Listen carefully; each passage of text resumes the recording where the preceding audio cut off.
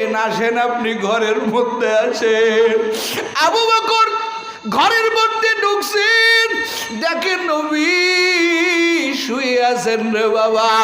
আবু বকর যাইয়া কয়, ও আমার দোস্ত, আমার পয়গম্বর, ওরে দুনিয়াতে একটা সবরও আপনি আমাকে রেখে যান নাই। হিজরতের রজনীতে কে যাবে, কে যাবে? আবু বকর যাবে, আবু বকর যাবে। আপনি দুনিয়াতে যেখানে যান আমারে আগে ডাক দেন, আমাকে নিয়ে যান। আবু বকর যাইয়া কয়, রে নবী, আজকে কি আমার কথা মনে ছিল না রে পয়গম্বর? আজকে একা একা কোথায় গেলে? আমি আবু বকরকে কার কাছে রাখিয়া গেলেন? আবু বকর নবীর জড়াইয়া ধরে, হায় রে কি মোহাব্বত, নবীর কপালে চুমা দেয়। ওরে আবু বকরের চোখের পানির যুবক, আমার নবীর কাফন মুবারকে আতরের মতো আবু বকরের চোখের পানি লেগে যায়। একটু জোরে কান আল্লাহু আকবার। আবু বকর ভিতরে আইসা দেখে সাহাবায়ে কেরাম পাগলের মতো হয়ে গেছে। ওমরের তরবারির কাছে গেছে যে কেউ যায় না। ও নবীর উম্মতেরা, এটা আমার বলার উদ্দেশ্য না। নবী চলে গেলেন, সাহাবায়ে কেরামরা পাগল। নবী ইন্তেকাল করলেন সোমবারের দিন। সোমবার গেল, মঙ্গলবার গেল, নবীর কাফন হয় না, নবীর জানাজা হয় না। নবীর জানাজা যার যার মতো সেই সে আদায় করেছেন। ও যুবক, কেন নবীর লাশ মুবারক দাফন হয় না? মুফাসসিরে কেরাম, মুহাদ্দিসিনে কেরাম বলে, কেন নবীর জানাজা হয় না, কেন নবীর লাশটা দাফন হয় না? অথচ নবীর হাদিস, ওরে মাইয়্যিত যদি মরে যায় 5টা কাজে তোমরা দেরি করবা না। আমার নবী বলেন এই 5টার মধ্যে একটা আছে, ওরে যখন কোনো মাইয়্যিতের ইন্তেকাল হয় তাকে সঙ্গে সঙ্গে দাফন করে দাও, দেরি করিও না। কিন্তু নবীর হাদিস কেন নবীর সাথে মিলানো হলো না? নবীর ইন্তেকালের 2 দিন পরে কেন জানাজা হলো? কেন নবীকে কাফন দাফন করা হলো, কবরে নামানো হলো? ও যুবক, এর একটা বড় কারণ, সাহাবা কারামরা পাগল। নবী তো চলে গেলেন। আপনাদের কাছে আমার প্রশ্ন, নবীর ইন্তেকালে নবী কি দুনিয়ার থেকে কোরআন নিয়ে গেছেন না রেখে গেছেন? খুব মনোযোগ দিয়ে বুঝবেন। কোরআন কি রেখে গেছেন না নিয়ে গেছেন? হাদিস কি রেখে গেছেন না নিয়ে গেছেন? কোরআন রেখে গেছেন, হাদিসও কথা কয় না, কোরআন রেখে গেছেন, হাদিসও রেখে গেছেন। 2টা জিনিস নবী রেখে গেছেন।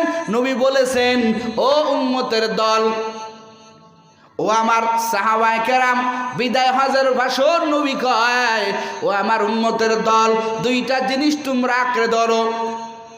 যেই ব্যক্তি 2 জিনিস আঁকড়ে ধরবে, কিতাব আল্লাহ ও সুন্নাত রাসূলিল্লাহ, নবী আমার বলেন, 1 নম্বরে আল্লাহর কুরআন, 2 নম্বরে রাসূলের হাদিস, রাসূলের সুন্নাহ।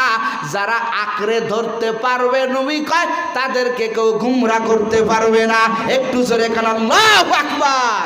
এখন নবী সাহাবীদের সামনে কোরআন আছে, হাদিস আছে, তারপরেও নবী কেন দাফন হয় না? একটাই মাত্র কারণ। সাহাবায়ে কেরাম কয়, ও সাহাবায়ে কেরাম, আমরা নবীকে দাফন করব, কিন্তু আমরা নবীর অবর্তমানে মুরব্বিকারে মানব, এটা তো তাইন করা হলো না।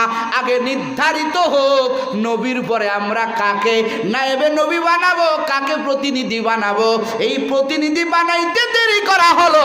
এই দেরি করার কারণে আমার নবীর লাশ মুবারক দাফন হলো না। একটু জোরে কান আল্লাহু আকবার।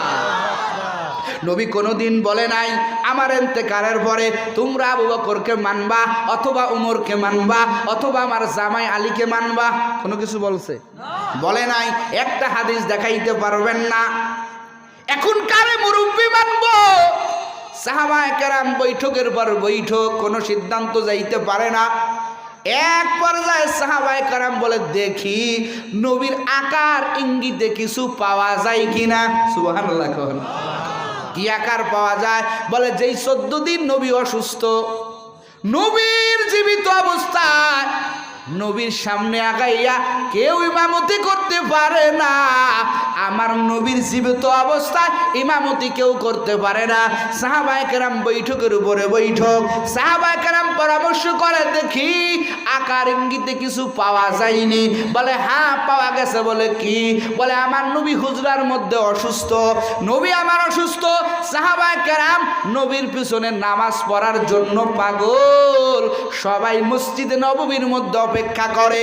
নবী আমার হাত দিয়ে ইশারা করে বলে, সাহাবায়ে কেরাম আমার শরীর বড় খারাপ, আমি তোমাদের ইমামতি করিয়া নামাজ পড়াইতে পারবো না। তোমরা কি করো? তোমরা আবু বকরকে ইমামতির মুসাল্লায় দিয়া তোমরা আবু বকরের পিছনে নামাজ আদায় করো। আবু বকর ছিল নরম প্রকৃতির মানুষ। সাহাবায়ে কেরাম বলেন, নবী আপনি জীবিত থাকা অবস্থায় আবু বকর যায় নামাজে যাইয়া, আপনার যায় নামাজে যাইয়া আবু বকর নামাজ পড়াইতে পারবে না। ও পয়গম্বর, আপনি আবু বকরকে অনুমতি না দিয়া উমরকে অনুমতি দেন।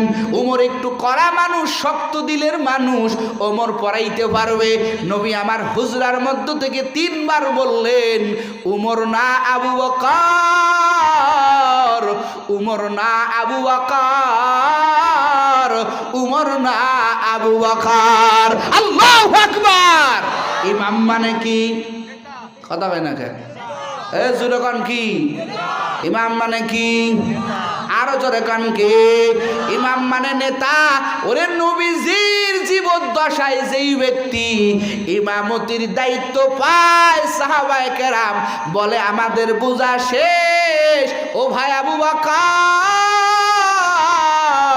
হাতটা আগাইয়া দেন, আপনার হাতে আমরা বায়াত গ্রহণ করলাম, আজকে থেকে আপনি আমাদের মুরব্বি। আল্লাহু আকবার। কোরআন হাদিস থাকার পরেও সাহাবায়ে কেরাম মুরব্বি মানছে কি মানে নাই? কথা কয় না কে? এই বেঈমানদের জবাব পাইছেন তো? যারা বলে পীর মাশায়েখ দরকার নাই, মুরব্বি দরকার নাই, এদের টাটকা জবাব দিবেন। বলো তুমি 1 নম্বরের খলিফা আবু বকরকে মানো কি না? কি বলবেন? যে 1 নম্বরের খলিফা আবু বকরকে মানো কি না? বলে মানি। বলে তাহলে তোমার মুরব্বি মানতে হবে। আর যদি বলে মুরব্বি লাগবে না, তুমি আবু বকরকে খলিফা মানো না, তুমি উমরকে খলিফা মানো না, তুমি উসমানকে খলিফা মানো না, তুমি আলীকে খলিফা মানো না, ওই খলিফা না মানার কারণে তোমার ঈমান থাকবে না। কথা কোন ঠিক কিনা? আমার আল্লাহ কয়, ইয়া আইয়ুহাল্লাযীনা আমানুত্তাকুল্লাহা ওয়া কুনু মা'আস সাদিকিন। আল্লাহ পাক বলেন, হে ঈমানদারেরা,